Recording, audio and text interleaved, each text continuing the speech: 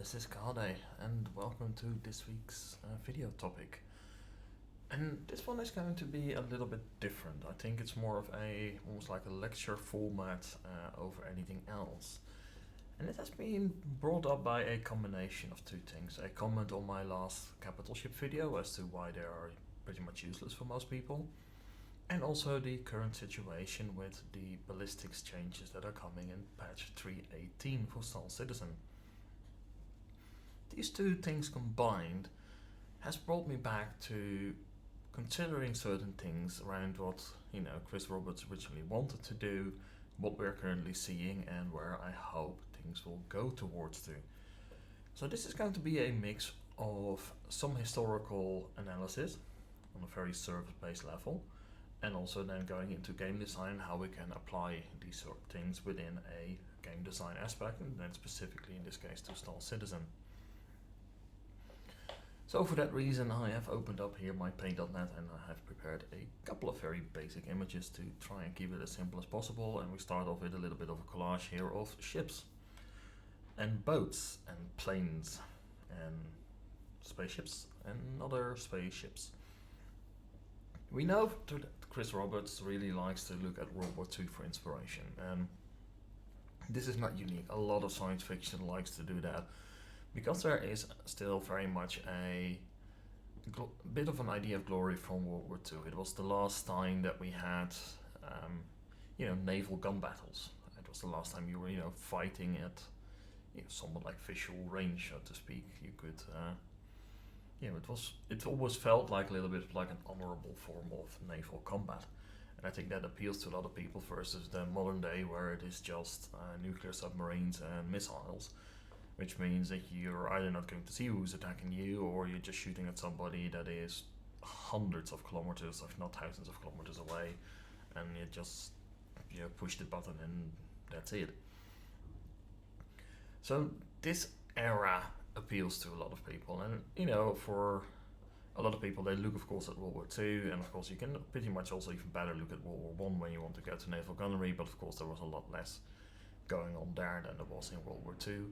And we cannot deny the fact, of course, that we're looking at, for most games, at least for the Western market, of course, there are a large portion, a lot of influence comes, of course, from the American entertainment industry. And of course, America was really big in World War II, and they were building like up a fleet out of nowhere in no time at all. Like their industrial capacity to just construct ships, like they were freaking candy cane. Throwing them out there was unmatchable. And that of course, brings up the reason why we have a lot of these things around, and why they like to look at specifically their own stuff, and of course also what the other sciences bring in and how that would appeal into like a science fiction setting. Because technically speaking, if you're looking at a science fiction setting, your technology has so far advanced that we really would not be fighting at visual ranges at all. The only reason we do that is because it looks cool, and otherwise it would look fairly boring for the most part. I will counter that it's not always the case. Like the way that they did it in The Expanse was really well done, where they were fighting a lot, indeed, well outside of visual range, because that was how you were fighting. But they made it look a lot different, and they also came up with different true points. Like, okay, if you're fighting at longer ranges, the farther away you are, the easier it becomes to evade certain types of attack. That's of course when missiles come in, and that's why you have the whole idea of a saturation attack, which is something that you have with missiles these days, where they're like, okay, you have defenses against missiles, so I need to throw so many missiles at you that I overwhelm your defenses. So I saturate your defenses, they're not able to take down everything that's incoming, so you may be able to shoot down 50 missiles in a minute. Fine, I'll just throw 60 at you. So you'll shoot down 60, 2 will miss because they will fail, and the other 8 will hit. That's how you conduct warfare nowadays when you're fighting against an equal tier opponent. Now going back then to our setting where we want to be fighting at visual range because it is cool, and we want a video game. And fighting a video game, we're pretty much looking at sensors, will be appealing to some people of us, probably myself included, but to a lot of you, like, yeah, that's not going to be a lot of fun because you won't have things like dogfights to start out with, because why would you? There's literally no point to it. So let's start off then going back to World War II.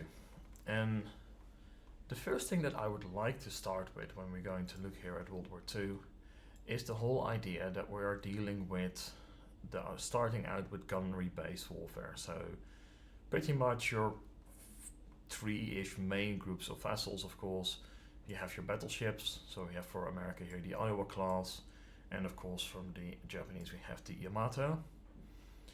Then you go ahead and you have your cruisers. Now cruisers came in two categories. What we have here is what is called a heavy cruiser, and you also had light cruisers. Now a light cruiser could be heavier than a heavy cruiser.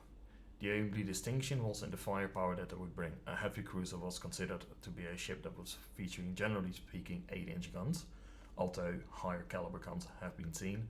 And a light cruiser was generally considered to be fitted with 6-inch guns, although some of them would be fitted with 5-inch guns armament as well. And the 5-inch gun armament, or the 4.5 or the 4 inches, we would find on the destroyer class vessel. So we have here from America the Fletcher class destroyer.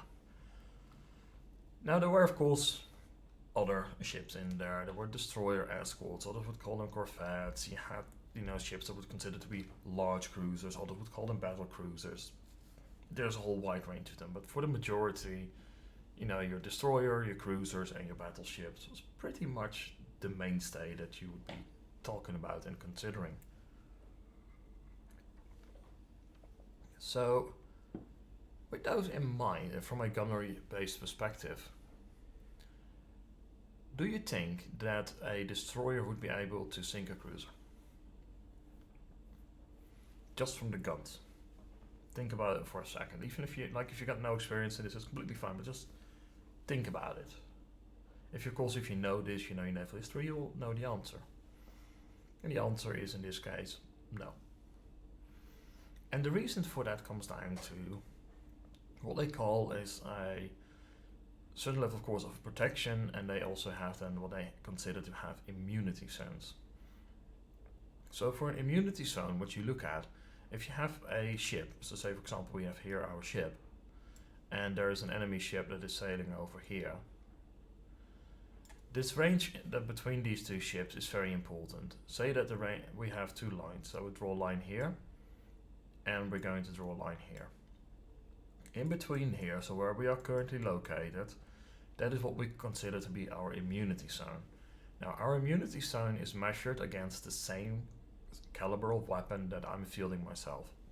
So if I'm on a heavy cruiser, this zone was designed against 8-inch guns.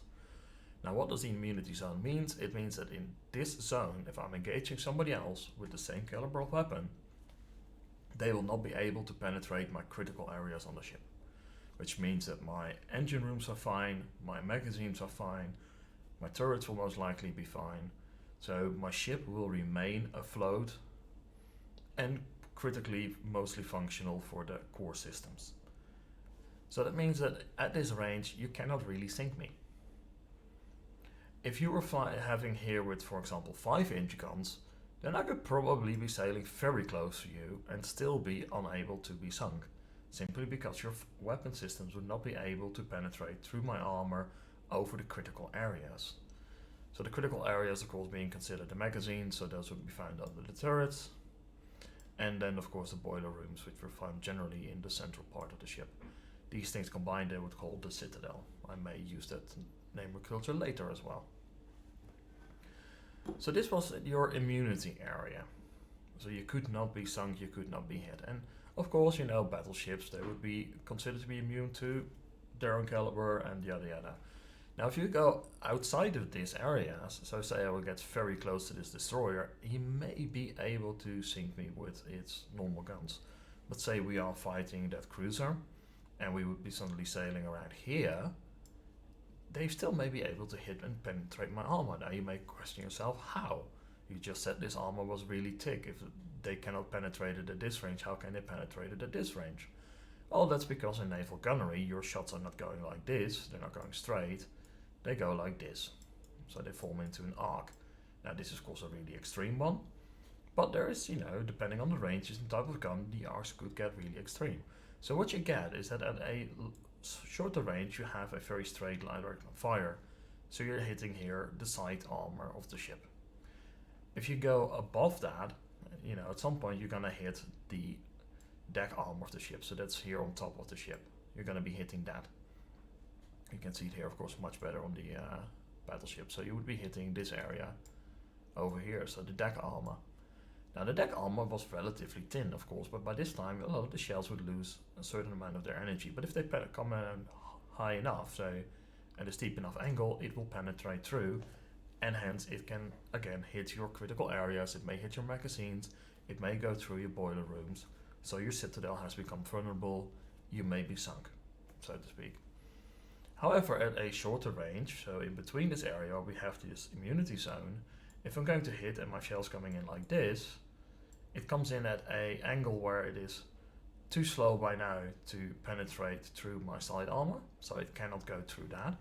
And if it hits the deck, the angle is still too shallow, so what will happen is that it comes in like this, and it will just hit the deck, and it will bounce off away like that. So you have a relatively high degree of immunity, which is very important to consider when you want to be fighting World War II. That was really one of the key elements that they would be looking at. Now, of course, one of the equalizers in this aspect would of course be the torpedoes, whether those would be dropped from a plane here like we have in Avenger. Of course, destroyers would generally almost always carry torpedoes, and of course submarines would be using torpedoes.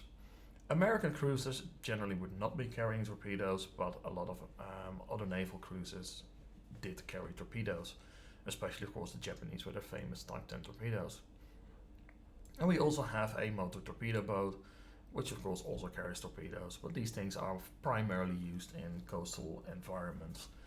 They would use quite a bit as well within of course the European campaign, because UK and Europe very close together. Motor torpedo boats were more than able to be reaching out over the North Sea and try and strike. Torpedoes make for a very great equalizer because they are just a unit that goes slightly underwater. In World War II would hit the ship physically and explode with a lot of explosives on board. And also if you explode something underwater instead of in the air, it will just be focused a lot more towards the ship because water doesn't compress, so you need to move it out of the way. Energy is always going to find the path of least resistance, so having an explosion underwater is significantly more dangerous than having an explosion in the air. A similar sized explosive that would go off, say, above the waterline here would do significantly less critical damage to a ship than it would if it hit it from below. And there were of course some torpedoes we started seeing in World War II already, and especially nowadays, they no longer hit the ship, they go below the ship, so they would go underneath, and when they're underneath the keel they would explode, and what they try to do is what they call is break the keel of the ship, which is pretty much the bottom line, that's the most narrow point of the ship. That thing is key for the whole structural strength of a ship. Generally speaking, for most ships, if their keel would be broken, they would just break apart and sink. There are of course exceptions there, but that was the general rule. So you would try to break the keel with that torpedo explosion, and boom, your ship would go. Now there were two ways to do it. Of course, the initial explosion could do it, but also because you're suddenly moving away the water from that explosion area, the ship also tends to cave in, so its own weight can also break the keel. So torpedoes are a very, very strong equalizer. And torpedoes, of course, we also have in our science fiction setting in Star Citizen. So that's a little bit of your historical aspect of where we are coming from and what we are looking at. Now if we look at Star Citizen, we have of course guns and missiles as well, and some of those missiles, if they're large enough, we call them torpedoes. There is however a very important difference, is that we are missing the aspect that we call like the immunity zone. There is no immunity within Star Citizen. A size 1 weapon is entirely capable of killing a capital ship. Now that is a thing that I want you to think about for a few seconds right now. A size 1 weapon is technically able to kill a capital grade ship. Interesting one, isn't it?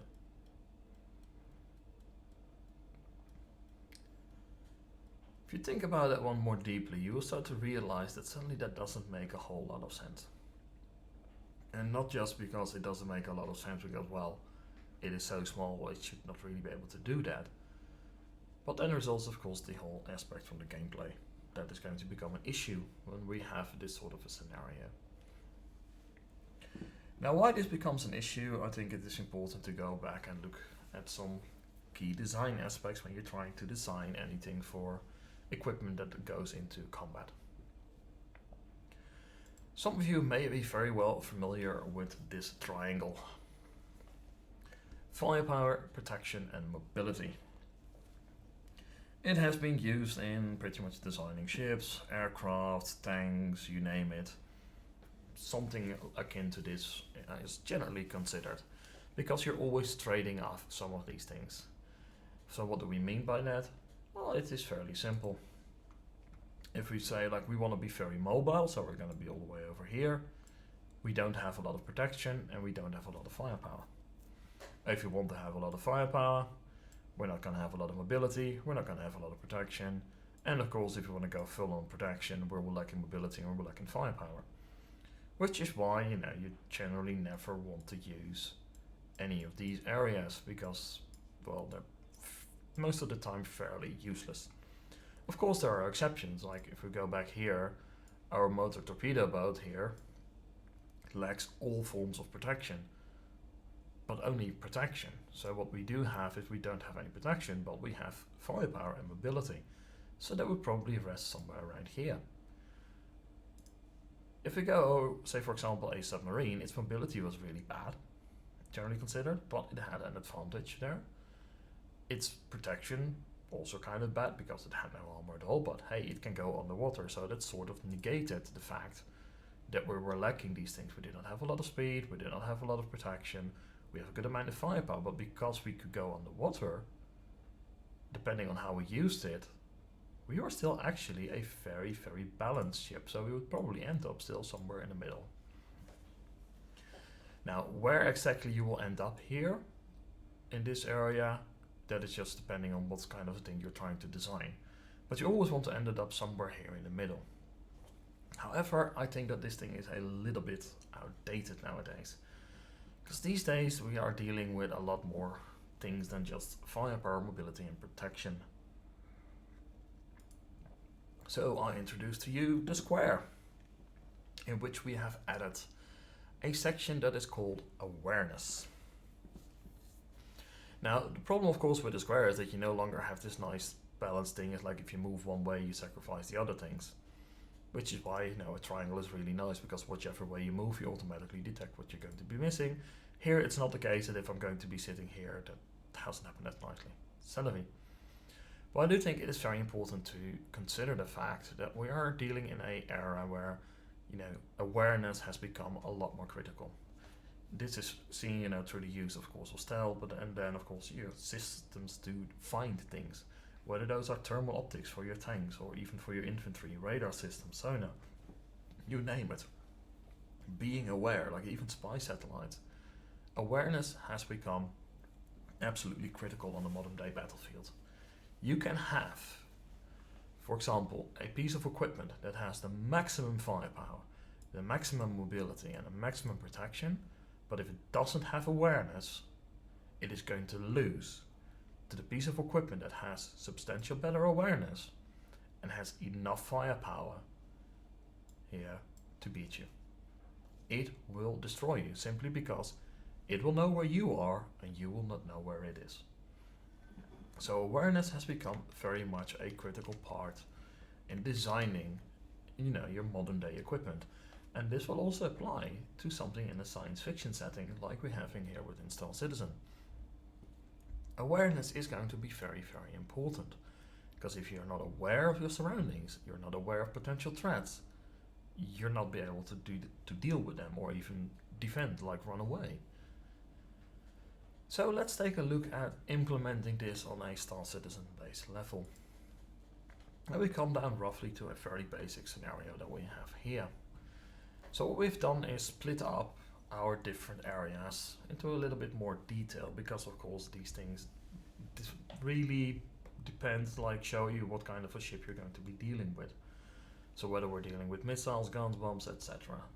So let's go through this and talk you through how this will apply in general and what sort of a consequence you would have from having a system in like this. So we have a wonderful, wonderful scenario. Active sensors and passive sensors. Now what is the main importance here? Of course, an active sensor, if you use an active sensor, you will be seen yourself. So an active sensor goes like, hey, I'm trying to find who is out here.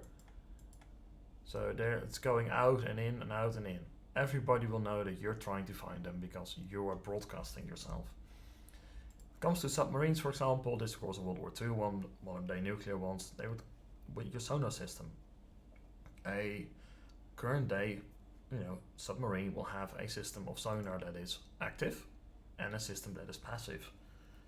Almost all submarines will rely 99.9% on their passive sonar, because that means that they are not seen, which is to them very important because that is a part of their protection. Stealth. They do not want to be seen because they do not have shields, they do not have armor, and they can be reasonably large as well, so they may not even have that going for them. So they need not to be seen. So active and passive sensors are very important in that aspect, and there are differences as well, and the same will go for us in Star Citizen. You'll see, of course, in a science fiction settings that a lot more people will be using active sensor systems most of the time. Because if you're hunting for something, you don't really mind being seen. Passive sensors, of course, are just there, and I do think we will see them being reduced probably in effectiveness to certain points where active sensors are going to be really taken over. But this is something that they're still working on, so we'll have to see how it's going to play out. But it will be very important for people that are going to be flying things like the Eclipse here. It is of course a stealth-based ship, so it does not want to be seen, and that means broadcasting that you're there by using active sensors is an excellent idea to completely ruin all the benefits your ship has. So you're not going to be doing that. When it comes to firepower, we can roughly divide it up in 4 sections. We have, of course, our missiles, we have our guns, we have our bombs, and we have other things. So in others, you take, for example, a EMP scenario works under others, and we don't know what else they may add in, so I just put it under there. Then we go to mobility. Your acceleration factors are absolutely critical for a lot of smaller ships, especially. Larger ships, less so. They're not dependent on maneuverability for their survival. Boost may be very important, to get that acceleration curve and get it going even more so. Atmospheric handling, if you're going to be fighting in atmosphere, of course, that may be a very important area, and of course your total top speed may come into play as well.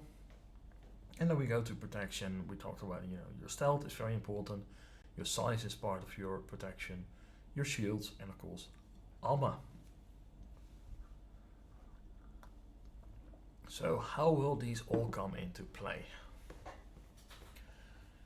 Well, here is the interesting bit when it comes to the current choice that they made, of course, with the firepower. They made it so that ballistics weapons, so let's call them forgive them a B, they will be penetrating through the shields for 90% of the damage. They will just go straight through and then of course hit your armor. Problem is, there's no armor in game right now. So that's an initial problem, and that is just a 318 problem. There is no armor in game. That is an issue. Ballistics are going to be reigning absolutely supreme. If you're going to be running energy weapons in 318, quite frankly, you're doing it wrong. You literally are going to be chewing through shields that you can completely effectively ignore by going to ballistics. So that of course is an issue. Now, would it be fixed then if we have armor? Well, yes and no. To a degree, certainly, because no longer we can just instantly die. Because we have armor, so we have a means to defend ourselves against ballistic weapons. And at that point, it may very well be a case that you don't have enough ammo to kill me very quickly. And that maybe my energy weapons are of benefit because while I cannot kill you as quickly, I have unlimited ammo, so I can still kill you. So that could be alright. However, there's a problem, and I would like to go back to our initial picture here. And of course, when we talked about the very important immunity zone. This bit here that we don't have in Star Citizen, we need to get in Star Citizen. Now, of course, an immunity zone traditionally in World War II was based on range. How far this distance was. That decided, what your immunity zone was. For Star Citizen, however, I would recommend that your immunity zone is going to be based simply on the weapon sizing and also type. So say for example, somebody here has a lovely, size 1 shield. Perfect, right? And I have got here, myself, a size 1 gun. Now there are two types, of course, that we have in the game. We have the Gatling and we have the cannons. So these two are, of course, the two main types that we're dealing with. So I would say that in this scenario, the Gatling would probably get, say for example, maybe a 70 to 80% pen. That's going to be more than fine, that's for your Gatling weapon. For the cannon, however, I would expect that to get probably anywhere from 80 to 95%. Now, why do I want the cannon to have more pen? Well, simply put, it is harder to use. The projectiles are slower moving, so it is harder to hit a target. So giving them additional pen gives them an advantage over a Gatling system. So a skilled pilot or somebody who's going to be fighting a target they know is larger may have a very good reason to go with a cannon. Right now you don't really go with cannons at all because there's not enough benefit. These exact numbers may need to be tweaked. You may need to have less, more, whatever, but there needs to be a reason for people to use a certain type of weapon system. So now we're dealing there with, of course, the shields. Now how about the armor? I think in this case, armor is literally just going to be your HP pool. It will offer 2D ballistics, size 1, equal size. Its resistance is going to be probably anywhere from 0 to maybe 10% at most. That's all it needs to do. It's size 1, it is all equal, fair and square. Now how about if we're going to change over the scenario? So we're still dealing here with our lovely size 1 shield, but I'm now showing up with a size 3 weapon system. Now I think at this point, I think those shields, they're not going to be mattering. And the armor, it's also not going to matter. It's just I'm going to chew through that instantly. So it may even be the case that even the armor no longer offers any protection. So maybe it did some protection to size 1, maybe it was 50%, whatever. It is certainly going to be 0%. One way or another, it's not going to offer any resistance. But how about if we change this scenario around? So say here I've got a size 3 shield. And my gun is just going to be size 1. At this point, I don't longer believe that either of these systems should be all that effective anymore. So maybe my Gatling only has 40% pen. And maybe my cannon still has 60% pen. they're going to be losing a lot of their effectiveness because those shields are just more powerful. They are able to resist more. So suddenly, if I'm at size 1 fighting at somebody with size 3 shields, maybe running ballistics is not going to be that big of an advantage anymore. Simply because I also need to deal with the armor. And if I got size 3 shields, let's just for simplicity's sake also say we have size 3 armor.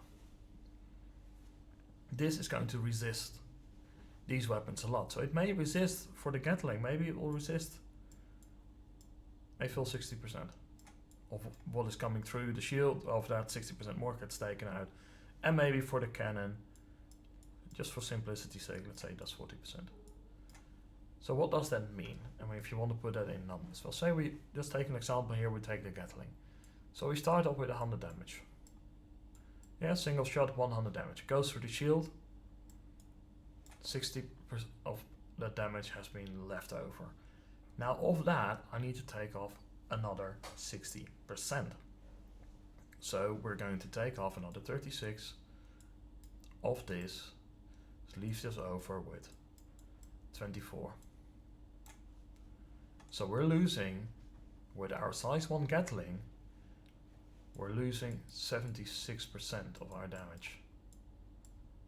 It's literally gone. Not there anymore.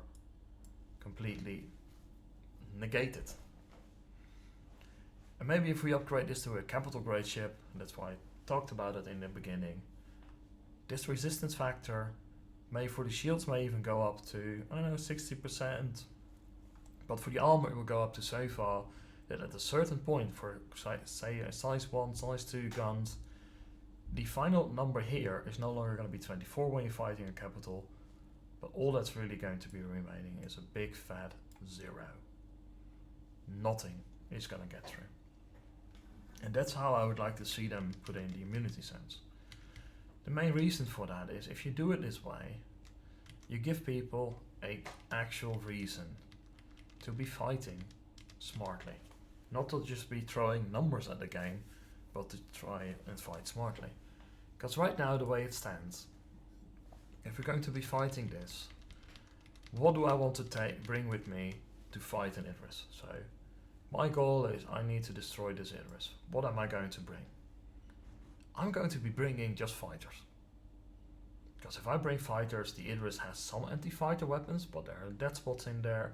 I can park in there and I can just kill it. Completely unopposed. It is unable to do anything against it. And I do not think that's fun. And I also think that's a big problem, because this is the problem that we had and still have to this very day in EVE Online. In EVE Online, if you bring in a whole bunch of small ships, you can take down any ship. You just need to bring enough. It is literally a numbers game. There's a reason people call it a spreadsheet simulator. I actually heard that in a recent patch they are going to integrate Excel into the game, which I think is bloody hilarious and also very accurate. Because EVE is a spreadsheet simulator. It is all about the numbers. The way EVE works is very simple. I'll just put text here so it's actually a bit more readable. You have 4 damage types. I'm just going to use one. So I've got, for your damage type, say we have kinetic damage. Now then you have your resistance value, and of course you have your damage value. So if my resistance is, say, 90%, and your damage value is 1000, well, that's going to mean 100 of that is getting through to my ship. Simple as that. At that point, we're looking at how many hit points I have, and off you go. Now, of course, in EVE you have a 3-tiered system for your defenses. So in EVE we have shields, armor, and we're also adding in, for them, hull. So you go through the shields, then you go through the armor, then you go to the hull. Now we have in EVE is that, of course, the where you tank depends on the ship that you're flying. So some factions will tank on the shields, some will tank on the armor, and hull tanking is generally not done. Exceptions there, of course, as always in games. So you'll be building your resistances on one of these two, and then you'd have your hull. A lot of people use like a damage control module, which gives you some resistances there. Now the important thing with the resistances in EVE is that the way they work is the scaling, of course, is a really high factor. So we have here currently 100 damages going through. So if I add 1% more resistance, so I go from there, oh wait, it doesn't go over there, of course. So say we now go to 91% resistance. So I take up 1% extra resistance, you lose 10% of your damage. So that's a very important factor always to consider within EVE. That is an exponential scaling, but there is a point where, of course, getting to these really high resistance numbers is almost impossible. And depending on the ship, of course, you get them, and some can get really high, but you're not going to get to 100%. So you will take damage. Now you can, of course, in EVE Online you can active tank. So you can use energy to repair your shields or your armor or even your hull during combat. This is another thing we do not have right now, of course, in Star Citizen. Our shields do not regenerate when we are in combat, which I am against. I do think that they should be, especially for a capital grade ship or even the other larger ships. They should have the means to be able to recharge the shields continuously, provided, of course, the ship has been, the ship is allocating power to that system to be regenerating them as you go. I think that would make it, again, larger ships more survivable, which is going to be absolutely key. Because the problem here, of course, we said with EVE, I can bring in a lot of those small ships, and they can take down a really big ship. But in EVE Online, whether I am in a small fighter, or in this case I don't have a fighter here, I only have a small fighter bomber here. Also, I'm in a freaking big mothership, or in Star Citizen's case, a Bengal class carrier. All I need to operate those is one person. Doesn't matter how big your ship is, it's just one player per ship. In Star Citizen, of course, we are dealing with a multi-crew scenario. So we may need at least 12 players here. Maybe I need 24 players here. Maybe I'll need 200 players to operate this thing. That is a severe issue. And the issue therein is that I said in my capital grade ship video, is getting those numbers is not easy for most people. And even for larger organizations, they may be able to field those numbers. But then, if my fighters can just kill these things, do I really want to concentrate so many people on one platform that does not offer me additional protection or additional firepower over just bringing fighters? So maybe just bringing fighters and a refueling ship has a lot higher potential to do damage and to engage targets than bringing in a capital grade ship. And that is why we need this immunity zone. We need to make sure that if your gun is too small, it's not able to damage. And that's of course a sliding scale. So a size 1 gun would be able to do full potential damage to size 1 shields and ships. It will lose some against size 2, it will lose more against size 3, it will lose most of it against size 4, and by size 5 it becomes ineffective. Something along those lines. How that exactly needs to be balanced out literally needs to be run through a lot of numbers, a lot of testing, a lot of simulations. But we need a system like that because for us it is important that these capital grade ships are actually really hard kills, that they are difficult to take out, and that it needs to take a considered effort to destroy one of these ships, and not just showing up with a swarm of arrows and being like, you can't shoot at me and I'm gonna kill you. That is not going to make for an enjoyable experience. Not for the people flying the arrows and not for the people flying the capital ship. You need to make it so that if people want to be like, I want to engage this javelin, I don't have capitals, I need to bring in bombers. And those bombers I need to protect with fighters, because they probably will have some fighter screen as well, or maybe some other ships, and maybe they have smaller escort ships that I first need to deal with. If they're flying around Redeemers, for example, maybe I need some level of a medium bomber to deal with that Redeemer, or heavier fighters to deal with those things. It becomes a lot more of an interesting dynamic. And the engagement becomes decided a lot more based upon a thinking factor into the equation than just I bring a whole bunch of ships and it doesn't matter, I blow you up anyway. And that's going to make Star Citizen, I believe, a lot more interesting, and it will keep those military grade capital ships continuously viable. I'm not talking here about civilian grade ships, because a really large civilian grade ship still has no armor. You're not going to be packing armor on a freighter or on your mining ship. Like, it will have a level of protection, but nothing more, because why would you? There's no sense in adding that additional cost, because it is not a combat ship. You're not going to be building it to resist combat beyond taking a few stray hits once in a while. That's all you can really expect. And of course we are in space, so mass constraints are less of an issue, but we still have a constraint in energy. Having all that mass still needs to be moved around, it still needs to be built, it still needs to be mined, so it still has cost in the actual purchase of the ship and also in the operation of the ship, because the engines need to be able to push it all around. So you're not going to have that. But on those military grade capital ships, we need to make sure that they are survivable. And by making a system where you have a certain level of immunity against certain types of, certain scale of weapons, it becomes a very interesting form of an engagement. Instead of just being like, oh, I bring enough of this, so if they got resistances, I just bring 10 more, it becomes a scenario of like, okay, I need to attack a javelin, I'm not going to bring my arrows, or only a few in escort, but I tell my people, hey, I need you to get into the retaliators, because we're going to be attacking a javelin.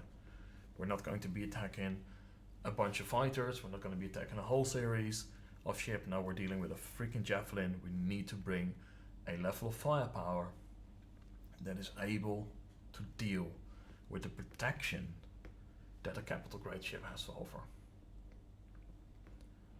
And that protection comes in the form of like, I still need to go eat through those shields, eat through that armor, but I need something that can actually do that. So, that is why I wanted for you all to take a look at these things.